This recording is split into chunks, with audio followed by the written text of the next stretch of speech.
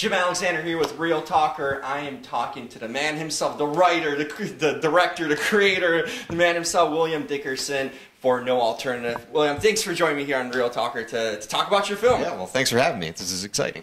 One day away. How does it feel, the anticipation of having the movie get so close, all the work that you put in, the writing, the directing, and now it's finally, it's coming out, you know? It's almost hard to believe, right? Mm-hmm. And I have to question, is this really happening? Because this project's been with me for over a decade, you know. Started as a book, then, you know, we started the process of making the movie in 2015, raising the money. Now it's 2019. Now that might seem like a long time to most people, but in the indie film world, that's quick. I mean, that's actually unusually quick. Right. Sometimes I've heard all sorts of stories when it comes to filmmaking, decades in a lot of ways. Yeah, because we started the crowdfunding campaign in 2015, and within a year we were shooting. So it was kind of really just we put the pedal to the metal, and it worked out. Tell me the initial inception of this. I'm guessing you kind of grew up or were a big part of the grunge era, the 90s. Indeed. You know, Nirvana. We had, I think, the best kind of grunge type of music back then, the early 90s. That was the era for it, really. The start of it, the Seattle, you know, garage bands, all that. How inspired were you, and what were some of your favorite bands that stuck with you, that you grew up with? Well, you know, I was a teenager in the 90s, and that time period, both the music and the movies, affected me so much. It really just has stuck with me. In fact, I think like a big part of me is still back there, right? I had a grunge band called... You did? Okay. What's the name? Because there's always a it's called, crazy name behind it. Well, we were first called Guy Smiley, named after the character from Sesame Street. And then eventually we called ourselves, because we found out there was another band named that. We called ourselves... Did you actually have another band named that? Yeah, it was a Canadian band. But we were young. We were like, oh, we need an original name. We probably just should have kept the name, because... why not? But in any event, we later changed our name to Latter-day Saints. Okay. And the band in the movie is called Latter-day Saints, and they're loosely inspired by my band. In fact, the music they play in the film is our music. Yeah, so really? The songs you hear in the movie were recorded 25 years ago in the grunge era. By my band, and wow. And so you didn't have to pay for rights or fees. You were good with that. Yeah, that eliminates a lot. Very economical. Yeah, that's awesome. But ironically, this is totally unanticipated, because the movie soundtrack has been getting a lot of buzz. Has been winning some awards. We got a record deal for not only the soundtrack, which is going to be coming out on vinyl on Record Store Day, April 13th, but Rhyme and Reason Records has given my band a record deal. So now we have to get back in the studio and start recording. Are you getting the crew back together? Yeah. I mean, what are they feeling like? I mean, they're excited. Like they're based in New York, so they're kind of doing the brunt of the songwriting right now. Right. So every Sunday they'll be getting together and. You know, are you prepared to go on a tour? Of course. Why not? That is you kidding awesome. me? This is like a dream come true. It's yeah. coming all full circle. Although, years later. I am older though, because that drums, you know, it requires a certain amount of you know, exercise and healthy living to be able to play drums every day. So I have to kind of get back into the swing of things. So you were doing the drums. That was I'm the drummer. Yeah, I'm the drummer. Wow, that's so funny and cool in a lot of ways. So initially, when you wrote it, because that's where before the movie, because the book came out first, then inspired. Yes. What was the kind of the moment that you knew you had to write a book about, or you had the story idea? Because writing a book is no easy task. No. You know, you need a lot of preparation and just the whole arc of it all. What was that moment where you decided, you know what? I think I'm going to make this into a book and write about it. Well, the movie, the story is largely autobiographical. It all started with my sister, who suffered from what's called borderline personality disorder. And one of the ways she was able to cope and channel her turbulent emotions was to take a persona of someone, you know, that was totally different, you know, different than her, and so outside the realm of what she's used to in her normal everyday life. And that persona was a hardcore gangster rapper. And my sister went around and did this, you know. But it was also a time period where grunge had become a trend, and gangster rap was arguably the more punk rock movement of the time, right? Mm-hmm. And so for her, this sort of preppy white girl to go out and rapping, you know, in this very controversial way, people were enthralled by her. Either they loved her or hated her. There really wasn't anything in between. But I always thought that character would really be a great, just a great seed for a film, and that's really where it all began. Wow, so you had this kind of conflict of almost music interests in a family, right? Well, exactly. Yeah. Well, and in the film, they butt up against each other, right? Mm-hmm. Because Thomas is doing his own thing with the grunge movement, and she's very critical of that, like you're just another follower. Right. And she's she's to be an original. Yeah, and she's going off doing this stuff that at the time, I mean, this is before Eminem, right? Mm-hmm. So she was kind of ahead of her time in a bit, in a way. Vanilla Ice maybe closest to it in a way. Yeah, or right? I would say it was a bit more of a joke, but the Beastie Boys. Beastie Boys. Okay, there we go. There's someone. I'm from New York. Grew up on the Beastie Boys. Love them. In fact, her rapping is a bit similar to that. But yeah, I mean, she would go out and do her thing, and it was kind of I think kind of a cathartic way to channel some of the darker stuff that was going on. You know, you kind of lead into the next thing I was going to ask. That era is a lot, you know, we started hearing about suicides, I think, in the 90s. That's when, because before that, it was happening, but it was kind of an unspoken thing. And in the 90s, the music really brought it out. And, you know, with Kurt Cobain and all this stuff, it really kind of gave it a mainstream, in a sense, attention, awareness to it, too. Absolutely. And, you know, it's funny, I was driving down right now to the interview, and on Vine, I saw a suicide big billboard that said, "Let's talk about it." Really? Yeah. Oh, and it was cool. this giant billboard on Vine. And I was like, wow, how, you know, this sort of message in the 90s was just starting to come out. And now the awareness is so different. And, you know, it's such an important thing to talk about. It is. Tell me kind of your influence and the message in a movie that you're not avoiding. You're trying to convey it to in a lot of ways. Oh yeah, I'm confronting it head on. And you're right. I think the music of the '90s. I mean, I would say that suicide was a theme that ran through most of the music, most of the songs from bands like Alice in Chains, Soundgarden, and Nirvana. I mean, in hindsight, you listen to In Utero, Nirvana's In Utero. Every song, it sounds like a suicide letter. I mean, it's so, you know, the mood is so dark. But, you know, at the time, you don't really realize it. Things kind of make sense after he committed suicide. But that was, people were in that state of mind in a way, because everything on the outside was seemingly perfect. Like, you know, every suburb, you know, the baby boomers' kids were supposed to be doing great. You know, economy's great. So if you felt weird on the inside, or you were suffering from some mental illness, or something was off, you felt like you couldn't talk about it because everything had to be perfect, right? I have to keep up with the expectations my family have for me. I have to be as perfect as the white picket fence outside my house.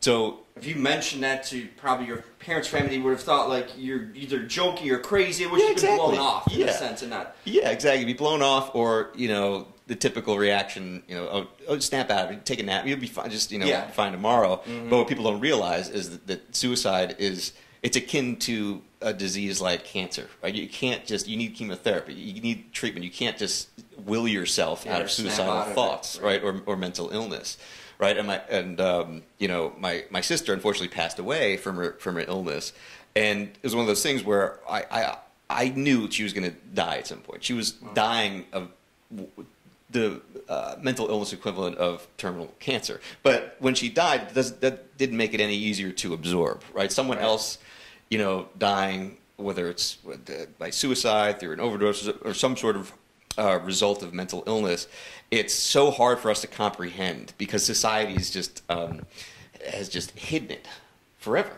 You know, and like you said, we're starting to become more open as a society, but we still have a long way to go. But really, a big...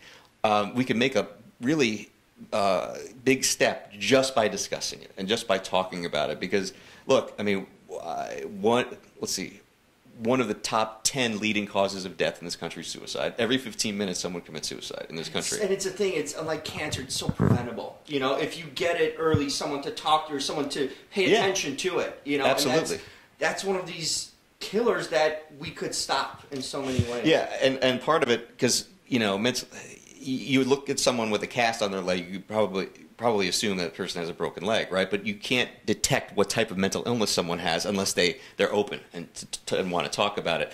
The only way they want to talk about it is if it's destigmatized, if they think they're not going to be judged, right? So it would help if society was more encouraging in that respect. And there are so many different treatments now, whether it's medicinal or therapeutic. But the key is to diagnose it properly. Like my sister was borderline. She didn't get diagnosed with that until 10 years after being treated for a variety of different things. And by that point, she was addicted to drugs. The treatment for borderline personality, it's not drugs. It's behavioral therapy, right? So part of the problem is correctly diagnosing these diseases. And if we're more open about it and we're encouraged to talk about it more, I think we'll get the diagnosis will be more precise and accurate. Yeah, like we go to the doctor for different causes, you know, a cold or whatever it is, you know, strep throat, but our mind needs treatment too sometimes. You know, there's a doctor we need to go for this because it's not only physical, mentally we need treatment at all times because we go through ups and downs in our life. Everyone goes through them, you know, and 100%. Yeah, at some point in your life. In their lives. Yeah, look. It's so common that whether someone, I think people think, oh, you're mentally ill, that's like it's a life sentence or it's something that you can't get rid of. That's not true. And also it's something, you know, someone might have temporarily for a day, a couple of days. The brain is part of the physical body. Oh, yeah. And you get, I know I get mentally exhausted, stressed. Oh, yeah. It just happens through natural everyday life 100%. stuff. You know, 100%. Some things you need to have a way to release them. Yeah. You know? So so hopefully with the movie, obviously I want to entertain people and want people to go back to the time of the 90s. But if they're going to take anything away from it, I want them to take away, like that is suicide and mental illness being portrayed as authentically as possible. I mean, I tried to reflect how I saw it in my life, which was authentically observed. And if they come away with it, talking about it more, or just having suicide become a more common topic in their just conversations. I mean, I think that would be great. I mean, that would be my primary intention. You seem like you've had a pretty interesting life in a lot of ways. You wrote, you've done music, now you have a film coming out. What are some things, I'm guessing in a sense, this might answer my question too, but what are some things you're passionate about, enjoy in your everyday life? It does seem like these sort of things are part of your everyday passions in a lot of ways. Oh, right? yeah. I mean, look, it's, I'm lucky in the sense that I grew up loving music and movies, right? And now my career is music and movies, so it's fantastic. But it's also, it's a struggle. Like any kind of artist, making art for mass consumption is very difficult to do, and there's a lot of personal sacrifice that comes your way, and financial sacrifice, right? So it's you got to be compelled to do it, and I'm fortunate that I'm working in the fields that merge with my personal passions. Other things I like to do, outside of music and movies, not too much. I'm just starting a family. I have a boy who just turned a year and a half. So what's that like? What's like being a dad? That's a whole new world. That's a lot of responsibility too. It is. I don't have kids, but I could imagine. Like, I talked to my friends who recently had kids for the first time. They're like, my life, the moment my child was born, it changed completely. Like, there's this thing that hits you. Like, it's not about me anymore. Yeah. It's a different purpose in life. It's great. It's obviously it's a lot of responsibility and a lot of pressure, but I see why why children bring their parents so much happiness, because it takes you completely out of your own mind, right? All that your ego and selfishness goes out the window, and you have to be in the present, assessing your child's safety and livelihood. And while that might sound concerning and stressful, that actually takes away a lot of your own all the other stuff you're worried. The nonsense that you would worry before. Now it's like, there's something more important and it's channeled in a better place. Exactly. It prioritizes what's important, and you get a natural satisfaction by focusing on someone else who literally needs you to survive every 5 minutes. So it's been great. He's happy. He likes to laugh. So we'll see. Good. That's a good start. Yeah, he likes to cry too. But cry, I'm sure. No, but it's that's a whole new adventure. I used to call my movies my kids, and my parents would not like that. But now they like that I actually have it. So now you actually have it. You're going to introduce him to music, I'm guessing, at some point, right? He's already been introduced to music. Yeah. I have a turntable. I play him every time, most of the time when he comes home, I play him a record. So now he's conditioned to just go up to the record player and point it. He's like, point, point. I want a record. And if I don't play it, he gets very upset with me. So. It's already channeled early on. Yeah, exactly. There's no one. I think he's going to pick it up on his own that way. That's fantastic. Yeah. What's the music you listen to now? What are some of the? You still go back to some of the favorites you grew up with? Yeah, I mean, it's I was having this discussion before. I probably will sound a bit old when I say like nothing's really knocked me out in the musical world in the past 10 years or so. I mean, newer bands, gosh, I mean, I'm really hard-pressed to tell you what my favorite band is right now. But I always go back to the classics and go back to the 90s, particularly because I've been in this zone for so long. Just to be in it, I kind of forced myself to really, I limited myself to that era. But no, I mean, it's funny, the bands I'm sort of rediscovering, or discovering now, some of them are 90s bands. Like, I'm really into the band Failure, which is a 90s band. Okay. Right? They have a song on our soundtrack. But they've been around the 90s, and it wasn't until recently that I got into them.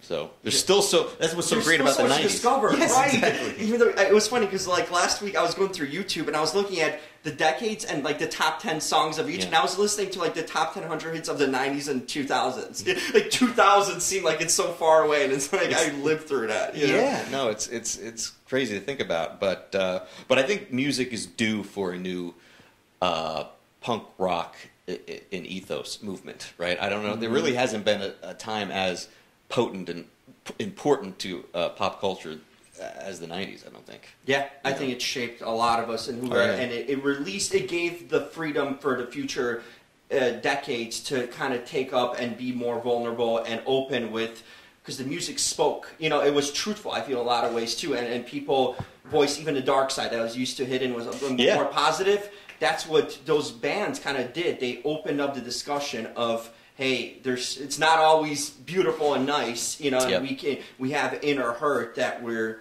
trying to tell you guys about, to in a sense, to be able to express if you have it too. Yeah, no, absolutely. So hopefully there'll be a new movement that channels something similar at some point soon. I think so. No Alternative, William Dickerson, the man, the creator of it all. I'm excited for the movie. I'm glad. I hope it does Me too. Great. Yeah. It's good to be transported back in time and feel. It's very 90s, even in the look and everything. So yeah, I appreciate it. I love it. Thank you so much. Thanks for having me. Absolutely. Good luck. Yes, thank you. Take care. Perfect.